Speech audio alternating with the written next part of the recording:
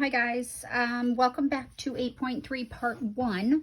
I guess I can call this 8.3 part 1B and the other part A. I don't know what happened, but my camera seemed to have stopped for a moment. So I just want to go through a couple more examples so you're feeling really comfortable on graphing these quadratic functions. So let's look at the example negative 3x. So f of x equals negative 3x squared minus 6x plus 2. Oops, let me just go back to this guy, make sure I'm getting all the important features here. So on my list. So again, you won't be asked to identify all these things in the same question, but at any point in a combination of questions, you will be asked to identify these features. First thing, looking at this guy, we want to determine if it opens up or down. Because the leading coefficient is negative, it opens down. So keeping that in mind when we graph it, we're going to expect an upside down parabola, and that's because the leading coefficient A is negative. Anytime you have a leading coefficient negative, it's going to open down. The most important feature is probably the vertex. So to find the x-coordinate of the vertex, remember the x-coordinate is just the opposite of the b, which is the number in front of the x. So that would be the opposite of negative 6, so it's positive 6 all over twice the a coordinate, or the leading coefficient. So 6 over negative 6 is negative 1. To find the y coordinate of the vertex, we plug negative 1 into the function. Negative 1 squared is 1, negative 3 minus negative 6 times negative 1, which would be positive 6, so negative 3 plus 6 would be positive 3 plus 2, and that's going to be, so I'll write it out, that's negative 3. Now be really careful with all these negatives here. We're going to get a y coordinate of 5. So now remember, the vertex is an ordered pair. You need an x coordinate and you need a y coordinate. So the vertex is negative 1, which is right here, and I'm going to go up to 5, which is right here. So that's my vertex, and I know it's opening down, so kind of keep that in mind. So negative 1. The next, let's write that right here. I'll put negative 1, 5. Right, another important feature is the equation of the axis of symmetry. Now remember, the equation of the axis of symmetry is always the equation x equals some number. It's the equation of a vertical line, and it's the x-coordinate of the vertex. So it's x equals negative 1. No, it's not actually part of my graph, like there's no points on this line except for the vertex, but we can use this as a tool in the fact that it's symmetric with respect to this line. So the y-intercept is typically the next easiest value to find. The y-intercept is the y-coordinate when x is 0. So we put in 0 for x, this term disappears, that term disappears, all that's left is 2. So we know that this is going to cross at 0, 2. So that's my y-intercept, 0, 2. So now, because this is symmetric with respect to this line, I know the y-intercept has a partner point the same distance from the axis of symmetry on the other side. So this point is 2 units from the center to the right. So if I go 2 units from the center, or 2 tick marks, it's really just 1 unit, but 2 tick marks just looking at the graph. I go from 0 to negative 1 and negative 1 to 2. I know that this is a point on my curve, negative 2, and it has the same height too. You can just plot points, but that's a really nice quick way to get another coordinate.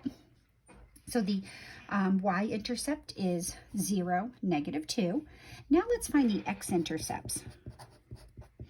Right, we know because this opens down, it is going to cross the x-axis, and we can't just sort of guess where it's going to. We have to find the exact values. So the x-intercepts, we can use the quadratic formula. Just set this equal to 0. We're really solving negative 3x squared minus 6x plus 2 equals 0.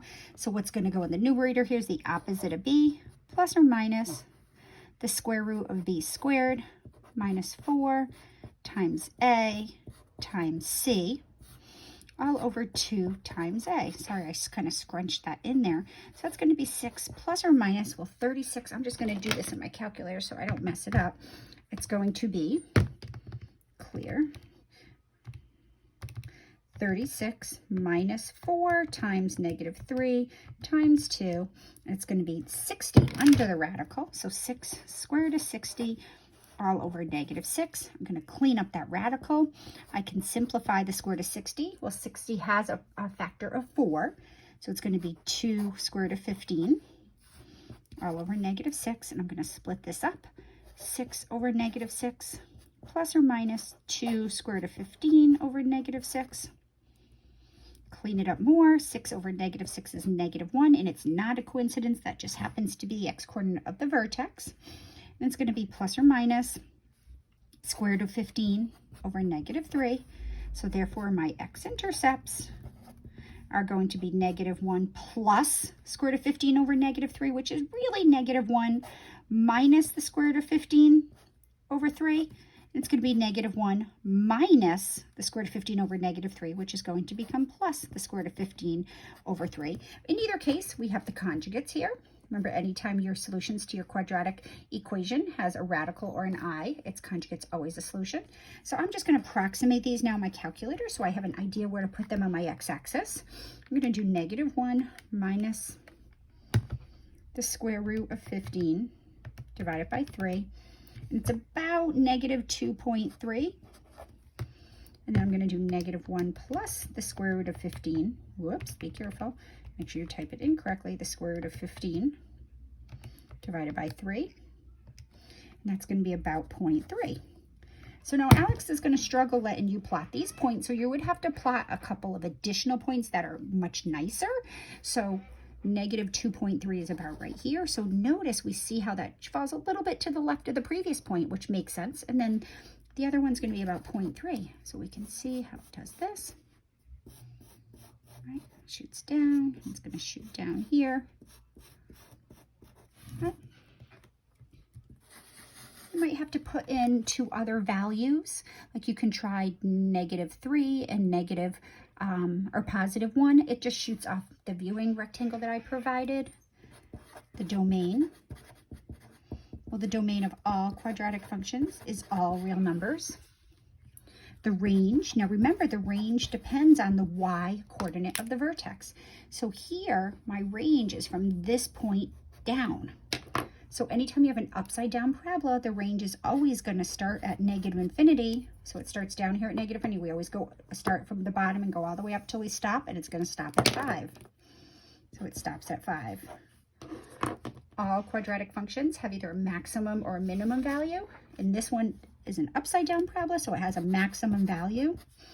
The maximum value is, well, it says how high it goes, it's 5. If it asks where it occurs at, well, when x is negative 1 is when we get that maximum value of 5. All right, so let's just do one more. If you're up for following through one more, here we go. This one just behaves a little differently, so that's why I chose this guy. Behaves a little differently than the other two. All right, let's graph x squared plus 2x plus 2. First of all, I know it's going to open up. All right, so I expect it to look like this. And it opens up because the leading coefficient right here is 1, and 1 is greater than 0. All right, the vertex. All right, we're going to find the x-coordinate of the vertex first. So the x-coordinate is the opposite of b. So negative 2 all over 2 times the leading coefficient, 2 times 1. So negative 2 over 2 is negative 1. And then we're going to pop this back in. We're going to do negative 1 squared plus 2 times negative 1 plus 2. So that's 1 minus 2 is negative 1 plus 2. We're going to be at positive 1. So therefore, the vertex is negative 1, 1. So we're going to go over to 1. Notice that here my grid goes from 0 to 2, so 1 must be halfway in between, and negative 1 must be halfway in between. So there's my vertex. Now notice something cool. This quadratic function opens up. So we know if the vertex lies above the x-axis and the parabola is a positive parabola, this graph's not going to cross the x-axis. So we don't even need to find our x-intercepts. We don't even have to attempt to, because we know it's not going to cross the x-axis. The equation of the axis of symmetry is x equals negative 1. So we know it's going to be symmetric with respect to this line. All right, so even though we don't have to find the x-intercepts because there aren't any, there's still always a y-intercept. The y-intercept is the output when x equals 0. When x equals 0, we get 0 squared plus 2 times 0 plus 2, which is 2. So I know it's going to cross at 0, 2. Now I automatically know another point, symmetric to the axis of symmetry, this point right here. This y-intercept, the point 0, 2, is 2 tick marks or 1 unit from the axis of symmetry. So I'm going to go 2 tick marks or 1 unit to the left, and I'm going to get the point -2, 2. So that's always another point.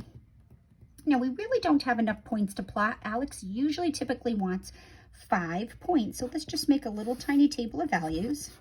I already know what's happening at 0, so let's just plug in what's happening at 1. I plug 1 into my original equation. I get 1 squared, which is 1, plus 2 times 1, which is 2. So 1 plus 2 is 3. It's going to be 5. So at 1, I'm going to be up here at 5. And then I also know if I go 2 units over to this point is 2 units to the right of the axis of symmetry. So I can go 2 units to the left, and I know that's another point. And let's just confirm at -3, we should get 5. -3 squared is 9, plus 2 times -3, which is -6. So 9 minus 6 is 3, plus 2 is 5. So we really didn't have to do that if we can trust our counting. So there's my points. That's enough points to draw my graph. And there we go. So if your vertex lies above the x-axis and the parabola opens up, you don't even need to find the x-intercepts. If you'd use the quadratic formula, you would have gotten the discriminant to be negative, and the zeros or the solutions to that quadratic equation would be imaginary. The domain is all real numbers. The range, well, the range, remember the range depends on the y coordinate of the vertex. So all your y values are from this point up. So the lowest y value is +1, and it goes all the way up to infinity. We have a minimum value. Well, the minimum value is the y coordinate of the range, right? And it occurs at x equals -1. All right, so there's the different scenarios, several different scenarios. You will encounter all different types of quadratic functions in your homework. So have fun, and I will see you in part 2 of 8.3.